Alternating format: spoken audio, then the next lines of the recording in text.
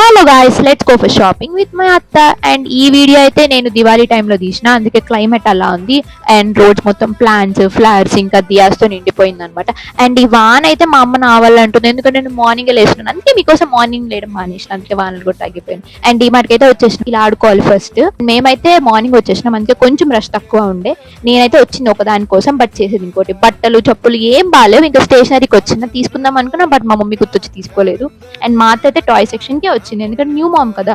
And ఈ hand bag బాగుంది, but మా అమ్మ గుర్తు పెట్టేసే పక్కన. అండ్ ఇది కూడా బాగుంది, బట్ రేట్ చూసిన తర్వాత బాగాలేదనిపించింది. అండ్ ఈ డబ్బాలు ఏవో బాగున్నాయి, అవి కూడా తీసేసుకొని ఇంకా బిల్లింగ్ అయితే వచ్చేసినాం.